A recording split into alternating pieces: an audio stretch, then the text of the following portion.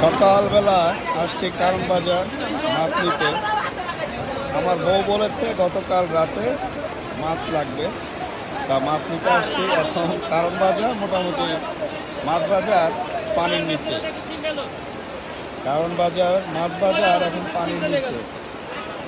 এই যে পানির নিচে মাছ বাজার, শিং মাছ এখন মোটামুটি পানিতে। শিং মাছ এখন মোটামুটি বলা চলে পানির নিচে আছে। এই যে সব মাছ এখন পানির নিচে। পানি যতই ফেলুক লাভ হবে না, এখানে তো অবস্থা হুলস্থুল।